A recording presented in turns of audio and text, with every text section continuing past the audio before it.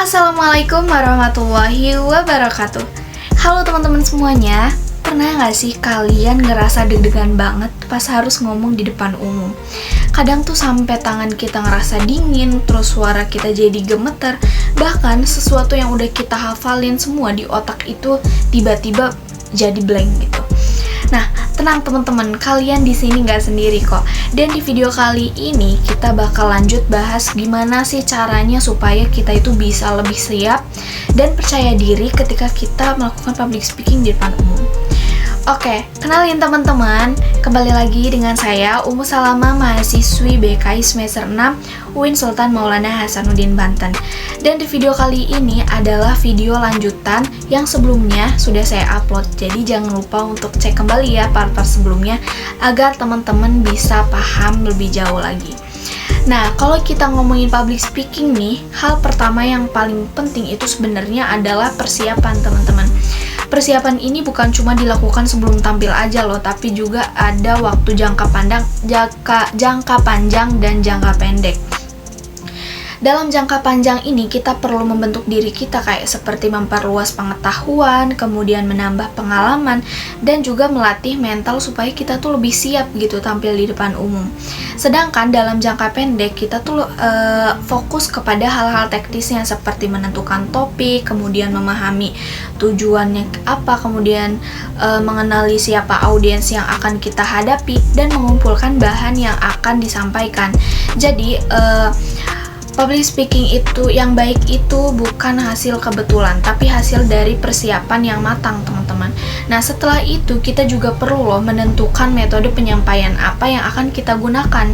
Ada yang menggunakan metode naskah, nah yaitu dengan membaca teks secara lengkap. Ada juga yang menghafal, kemudian ada juga yang menggunakan poin-poin agar lebih fleksibel, atau yang disebut metode extemporan. Nah, selain itu juga ada metode impromptu, teman-teman, yaitu yang disebut dengan metode spontan tanpa persiapan gitu. Jadi itu contohnya ketika kita ditunjuk gitu. Nah, di sini penting banget nih teman-teman untuk memilih metode yang paling sesuai dengan kondisi dan kenyataan kita saat itu. Nah, selanjutnya kita juga harus memperhatikan bagaimana sih cara kita menyajikan materi gitu. Karena dalam public speaking itu bukan hanya apa yang kita sampaikan, teman-teman, tapi bagaimana kita menyampaikannya. Penampilan yang rapi, kemudian kontak mata dengan audiens, cara berbicara yang jelas, serta mimik dan gestur yang tepat akan sangat membantu pesan kita lebih mudah diterima oleh audiens kita. Nah, selain itu kita juga perlu terbuka terhadap umpan balik supaya bisa terus berkembang gitu. Hal yang sering menjadi tantangan itu adalah soal kepercayaan diri. Betul nggak teman-teman?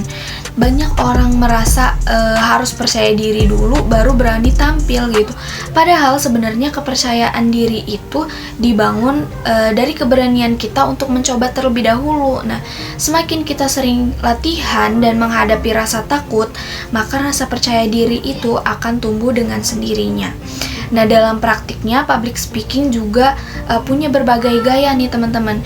Jika dilihat dari tujuannya, ada gaya informatif, yaitu bertujuan untuk menyampaikan informasi, kemudian gaya persuasif itu untuk mengajak atau mempengaruhi audiens, dan gaya rekreatif itu yang bertujuan untuk menghibur. Nah, sementara itu dari cara berbicaranya juga ada gaya ekspresif yang lebih menonjolkan emosi, gaya perintah yang tegas dan mengarahkan, serta gaya pemecahan masalah yang mengumpulkan kayak data-data studi kasus gitu. Nah, terakhir kita juga perlu memahami teman-teman seberapa penting public speaking dalam kehidupan kita. Kayak urgensi public speaking nih apa sih gitu kan. Kemampuan ini teman-teman bukan hanya sekedar kemampuan tambahan gitu, tapi sangat dibutuhkan dalam banyak situasi. Public speaking juga membantu kita mengembangkan diri loh, menyampaikan ide dengan lebih jelas, dan kita dapat mempengaruhi orang lain gitu. Kemudian meningkatkan kepercayaan diri, bahkan membangun wibawa diri gitu. Dari public speaking ini kita bisa mengembangkan value kita. Dalam dunia akademik, organisasi maupun dunia kerja nanti pun kemampuan ini itu sangat dibutuhkan teman-teman. Nah, teman-teman, dari semua yang sudah kita bahas, kita bisa simpulkan ya bahwa public speaking itu adalah bukan soal bakat, tapi soal latihan dan persiapan yang kita persiapkan dengan matang. Nah, kalau kalian masih takut ngomong di depan umum, itu wajar banget. Tapi jangan berhenti untuk kita sama-sama melatih dan mengasah kemampuan kita dan menumbuhkan rasa keberanian di dalam diri kita. Mungkin itu saja yang bisa saya sampaikan teman-teman. Next di video selanjutnya. Terima kasih. Wassalamualaikum warahmatullahi wabarakatuh.